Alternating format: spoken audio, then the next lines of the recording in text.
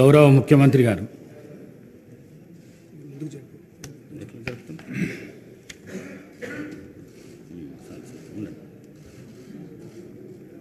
మూడవ తెలంగాణ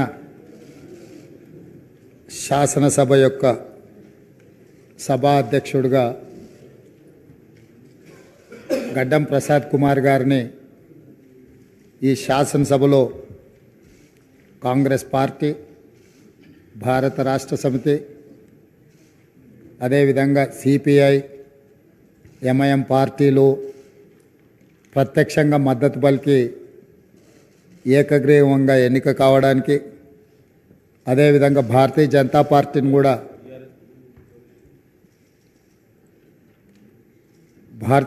పార్టీని కూడా సంప్రదించడం జరిగింది. వారు కూడా పరోక్షంగా ఈ ఎన్నిక ఏకగ్రీవం కావడానికి సహకరించారు.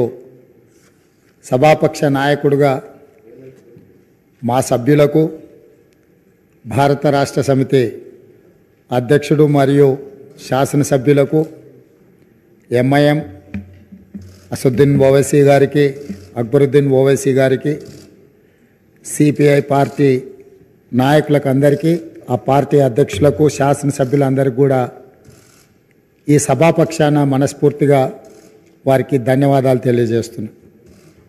ఈ సభ ఒక మంచి సాంప్రదాయానికి మొదటి రోజే మనమందరము ఒక మంచి సాంప్రదాయాన్ని ముందుకు తీసుకెళ్ళడానికి అందరూ సహకరించడం, ఈ సాంప్రదాయం భవిష్యత్తులో కూడా కొనసాగాలి.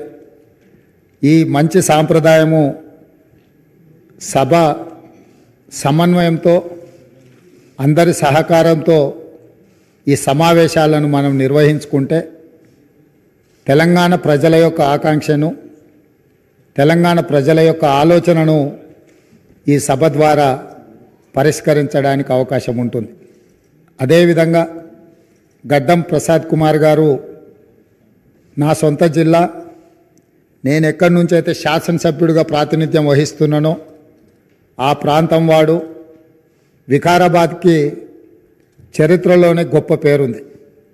నిజాం సర్కారు ఉన్నప్పుడు చాలా రుగ్మతలు ఉన్న వాళ్ళకి వైద్య సహాయం అందాల్సిన వివిధ రకాల ఇబ్బందులు ఉన్న వాళ్ళందరినీ కూడా వికారాబాద్ గుట్ట మీద వైద్యం చేస్తే అందరికీ ఆ రుగ్మతలు తగ్గి సమస్యలు పరిష్కారం అవుతాయని తెలుసు.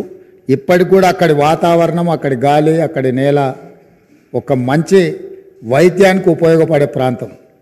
ఆ ప్రాంతం నుంచి వచ్చిన గడ్డం ప్రసాద్ కుమార్ గారు మన 3వ శాసనసభకు స్పీకర్గా ఎన్నిక కావడం ద్వారా సమాజంలో ఉన్న ఎన్నో రుగ్మతలను, సమస్యల్ని ఈ సభలో వారి నాయకత్వాన చర్చ జరిగి పరిష్కారం అవుతుందని చెప్పి నేను స్పష్టంగా భావిస్తున్నాను, ఆశిస్తున్నాను. అదేవిధంగా వారు అతి సామాన్యమైన కుటుంబం. వెనుకబడి చిన్న వయసులోనే తండ్రిని కోల్పోయి కుటుంబ బాధ్యతను తీసుకొని 8 మంది సోదరీమణుల మధ్యలో ఒక్కడుగా చిన్న వయసులోనే కుటుంబ బాధ్యతను భుజాల మీద వేసుకొని 8 మంది ఆడపడుచులను సమన్వయం చేసుకుంటూ సమాజంలో కుటుంబం యొక్క గౌరవాన్ని నిలబెడుతూ ఏ లోటు రాకుండా సోదరీమణులందరినీ కూడా ఈ రోజుకు, ఆ రోజు నుంచి ఈ రోజు వరకు సమన్వయంతో ముందుకు తీసుకెళ్తున్నాడు. అంటే ఉమ్మడి కుటుంబం ఎలా ఉండాలి, ఉమ్మడి కుటుంబంలో కుటుంబ సభ్యులకు ఉండే సమస్యల్ని వాళ్ళు అడగక ముందే గుర్తించి పరిష్కరించడం తెలిసింది అని అంటే ఈ శాసనసభ కూడా స్పీకర్ గారి కుటుంబం. మనందరం కూడా వారి కుటుంబంలో సభ్యులం. అది ప్రతిపక్షమో, పాలకపక్షమో, విపక్షమో అనే విభేదాలు లేకుండా సభ్యులు అంటే ఈ సభ యొక్క సభ్యులు. ఆ సభ్యులు లేవనెత్తే అంశాలను, వారు లేవనెత్తిన అంశాలలో ఉన్న లోతును దృష్టిలో పెట్టుకొని తప్పకుండా స్పీకర్ గారు ఆ సమస్యలకు పరిష్కారం చూపిస్తారు. ఒక కుటుంబాన్ని, ఉమ్మడి కుటుంబాన్ని నడిపించడం, సమన్వయం చేయడం, సమాజంలో ఆ కుటుంబం యొక్క గౌరవాన్ని నిలబెట్టడం తెలిసిన వ్యక్తులు ఈ సభకు సభాధ్యక్షుడు అయిందంటే మన అందరి యొక్క హక్కులను తప్పకుండా వారు కాపాడతారు.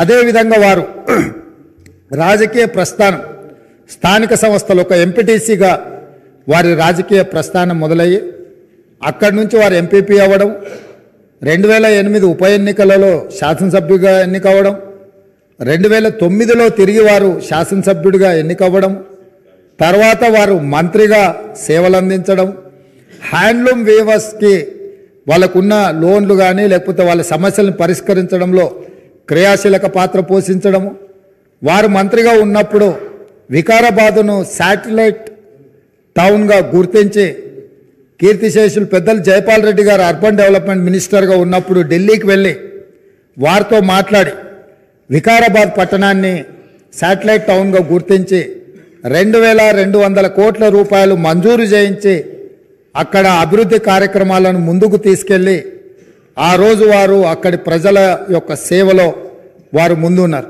అదేవిధంగా అక్కడ మెడికల్ కాలేజ్ కావాలని వారే ఆ రోజు ఆ ప్రతిపాదన తీసుకొచ్చి ఈరోజు మెడికల్ కాలేజ్ మంజూరైంది. ఇంకా స్టాఫ్ ఇతర అంశాలు కూడా కొన్ని ఉన్నాయి. వారే అక్కడి నుంచి ఆదేశాలు ఇచ్చి తప్పకుండా ఆ సమస్యను పరిష్కరించడమే కాకుండా అప్పా జంక్షన్ నుంచి వికారాబాద్ మన్నగూడ చౌరస్తా వరకు రోడ్ వైడనింగ్ విషయంలో కానీ వీట్లల్లో కూడా వారు ప్రత్యేకమైన చొరవ చూపించి ప్రాంతం యొక్క అభివృద్ధిని వారు ఎప్పుడూ మర్చిపోకుండా వారు ఎన్నికలలో గెలిచిన ఒకవేళ ఫలితాలు వారికి అనుకూలంగా రాకపోయినా వారెప్పుడు కూడా ప్రజలకు దూరంగా ఉండలేదు. కాబట్టి ఈరోజు గడ్డం ప్రసాద్ కుమార్ గారు లాంటి వ్యక్తులు సునిశ్చిత దృష్టితో, సమస్యల అవగాహనతో, సభ్యుల సమన్వయంతో ఈ శాసనసభను వారి నాయకత్వంలో మనందరం ఒక ఆదర్శవంతమైన శాసనసభగా నడిపించడానికి వారి పూర్తిగా మన అందరికీ దశ దిశ నిర్దేశిస్తారు. వారిని మనస్ఫూర్తిగా ఎంపీటీసీ నుంచి శాసనసభాపతిగా ఈరోజు బాధ్యతలు నిర్వహించే వరకు వారి యొక్క రాజకీయ ఎదుగుదల కావచ్చు, ప్రజా సమస్యల పరిష్కారంలో కావచ్చు, వారి యొక్క కృషిని అభినందిస్తూ నేను ఏ ప్రాంతం నుంచి అయితే శాసనసభ్యుడిగా ఎన్నికైనానో మా ప్రాంతానికి సంబంధించిన శాసనసభ్యులే ఆ ప్రాంత నివాసే వికారాబాద్ జిల్లా ఒకప్పుడు డాక్టర్ మర్రి చెన్నారెడ్డి గారు ఆ ప్రాంతం నుంచి వచ్చి దేశ రాజకీయాలలోనే అత్యంత క్రియాశీలక పాత్ర పోషించారు. ఆ ప్రాంతం నుంచి వచ్చిన గడ్డం ప్రసాద్ కుమార్ గారు ఈ సభ అధ్యక్షుడిగా ఎన్నికవ్వడం, ఈ ఎన్నికవ్వడానికి సహకరించిన మిత్రపక్షాలన్నిటినీ ప్రతిపక్షాలన్నిటిని కూడా మరొకసారి అభినందిస్తూ మనస్ఫూర్తిగా వారికి అభినందనలు తెలియజేస్తూ ఈ సభలో సభ్యుల యొక్క అందరి హక్కులను వారు కాపాడతారనే నమ్మకంతో వారి అభినందిస్తున్నాను. వారి నాయకత్వంలో మేమందరం కూడా రాష్ట్రానికి మేలు జరిగే విధంగా కార్యక్రమాలు తీసుకుంటామని తెలియజేస్తూ సెలవు తీసుకుంటున్నాను.